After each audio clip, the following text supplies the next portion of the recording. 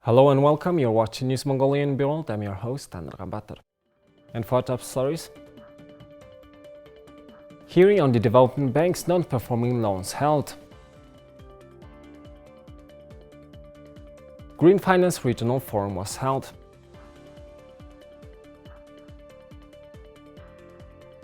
$26 trillion MNT to be spent on port repairs. And for the news, stay tuned.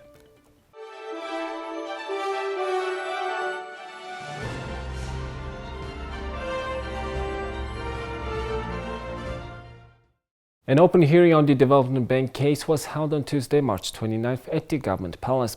For example, in January of this year, the Speaker of Parliament, Zanten Shetler, issued an ordinance instructing the Parliamentary Working Group and law enforcement agencies to hold a public hearing on the Development Bank issue.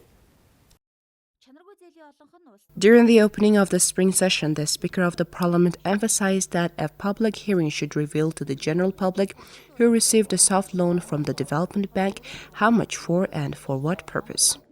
During the hearing, which was organized by the Standing Committee on Economic Affairs, reports and information from the relevant authorities on the implementation of projects and programs financed by the Development Bank were presented.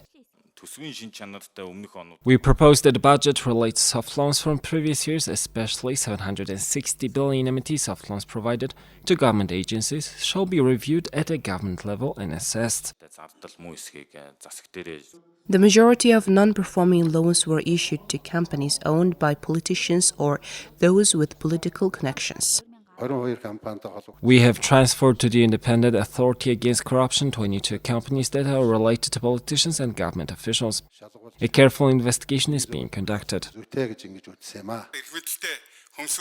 It seems like the bank was established as a pocket bank for some politicians. And under some political influences, a lot of injustice has taken place, and we should be able to know all the details. The administration of the Development Bank was changed 9 times, but no other measurements were taken to solve the core issues. The Minister of Finance reported that all errors and non-performing loan issues came to light after an audit check conducted by the Bank of Mongolia in 2016. Currently, 30 cases of non-performing loans have been transferred to the relevant law enforcement agencies, and they were revealed through that check conducted back in 2016. On May 30th, 2017, the Bank of Mongolia has adopted a regulation on categorizing development banks' assets and establishing a risk fund for assets in accordance with the related laws. According to the law enforcement agencies, 10 cases of non-performing loans of the Development Bank are being investigated by the Independent Authority Against Corruption, 3 by the Criminal Police, 2 by the District Police, and 25 were transferred to the courts, 8 are being investigated by the Law Enforcement Agency, and 6 cases are currently under review. There are 11 non-performing loans overdue for 1 year, 12 loans overdue for 1 to 2 years, 16 loans overdue for 2 to 3 years, and 20 loans overdue for more than 3 years. There are only 12 performing loans on record. Since the Development Bank case was revealed, a total of 104,420,000,000 Mongolian Turks has been repaid between January 20th and March 14th of this year. Ahead of the 2022 Mongolia Economic Forum, discussions are taking place on 6 main topics for the implementation of the government of Mongolia's new revival policy. On Tuesday, Green Finance Regional Forum was held at the Government Palace. President Horisuk delivered the forum's opening remarks. Over the past 170 years, global surface temperatures have risen by 1.09%, and many species are becoming extinct. Mongolia emits 0.1% of the world's greenhouse gas emissions, but is one of the countries that are most affected by climate change. Climate change impacts in Mongolia have intensified over the past 80 years, with the average air temperature increasing by 2.25 degrees. twice the world average. Desertification has affected 76.9% of Mongolia's territory, covering 120 million hectares, half of which is classified as severely desertified. Compared to 1990, the number of climate change-related natural disasters in Mongolia has tripled in the last decade. In 2016, Mongolia set a goal to reduce its greenhouse gas emissions by 22.7% by 2030. During the 2021 UN Climate Change Conference, Mongolia announced that it was possible to raise the target level to 27.2% by introducing advanced technology and innovation and increasing green financing mechanisms. The suggestions and recommendations put forth during the forum will be presented during the plenary session of the Mongolian Economic Forum. The forum will be held on April 7th and 8th. The Office of the President of Mongolia, Ministry of Environment and Tourism, and the Mongolian Sustainable Finance Association are organizing the forum with support from the Ministry of Finance, Bank of Mongolia, Financial Regulatory Commission, Mongolian Bankers Association, International Finance Corporation, United Nations Development Programme, and European Bank for Reconstruction and Development. On Wednesday, the Ministry of Health and the National Center for Communicable Diseases reported that 85 new cases of COVID-19 were recorded in Mongolia and no people have died due to the COVID-19 complications. Now let's take a look at other current affairs. Ambassador of Mongolia to Turkey Mukhbayir Qomsur met with Mehmet Müz, Minister of Trade of Turkey, to discuss issues of bilateral cooperation. The ambassador emphasized expediting cooperation on free trade zones as an MOU on cooperation was signed by the Office of the Deputy Minister of Mongolia and Turkey's Ministry of Trade. The ambassador proposed inviting Turkish experts to Mongolia to share their expertise and experience in developing free trade zones. Mongolia's ambassador and permanent representative to the United Nations Food and Agriculture Organization, Naren Tonglak, presented her credentials to the Director General of the Food and Agriculture Organizations, Dr. Chu Dongyu, on March 24th. During the meeting, Ambassador Naren Tonglak noted that the projects and programs implemented by the Food and Agriculture Organizations provide important support to Mongolia's food and agricultural sector and expressed interest in expanding cooperation. Dr. Chu reaffirmed his full support for developing cooperation with Mongolia.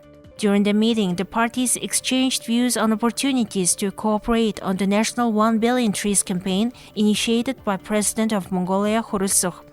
The parties stressed the importance of the International Year of Rangelands and Pastoralists to protect the world's ecological balance and address the challenges of maintaining rangelands. The Year of Rangelands and Pastoralists was initiated by Mongolia and adopted during the 76th session of the UN General Assembly. 44 new projects will be implemented as part of port revival, taking place in 6 areas. Today, work has begun on the financing of 37 projects, and experts believe that the projects will triple the port capacity and increase foreign trade. The public procurement law will be amended immediately to accelerate recovery. The Ministry of Finance believes that legislative changes will promptly facilitate government and private sector partnerships. It's estimated that 100 to 120 trillion MNT will be needed to implement economic recovery projects. Amended legislation on public-private partnerships is being prepared and submitted by the Ministry of Finance. Businesses also say it's difficult to work with the government. Therefore, we are ready to submit amendments to the law on tenders. The Federation of Mongolian Freight Forwarders has started research to draft proposed legislation. The proposal on freight forwarding will be submitted to Parliament in autumn or the following spring session. This should create a more favorable environment for Mongolian companies to operate in Mongolia. We also believe that the price of goods should be reduced and be more competitive. This year, the government plans to triple the capacity of 8 ports, including Gashun Sukhat, Zamingud, Bichigt, Shve-Hurun, Hang, Irencav, Artsur, and Altanbolog. Port-based free economic zones also need to be developed. There are about 20 free economic zones in Mongolia, but they aren't operating at their full potential. During official discussions, it was also mentioned that decisions that don't consider investors' interests of investors are a limiting factor in a port development. The Ministry of Foreign Affairs is working through diplomatic channels to keep the border open 24 hours a day. I always talk about this. The biggest problem is that the border is not open because of our southern neighbor, which is maintaining a strict zero COVID-19 policy. The 44 port revival projects fall into three categories. A total of 26 trillion MNT is required to execute the projects.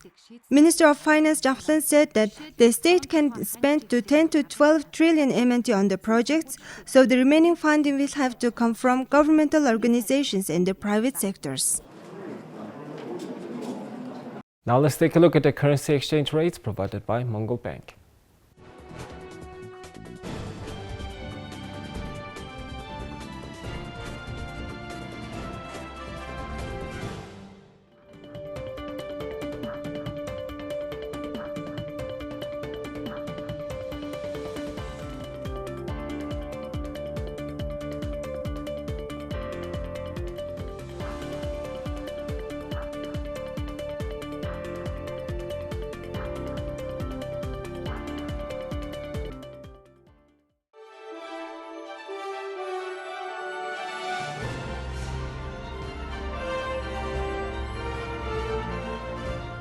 Here's the weather forecast of World's major cities.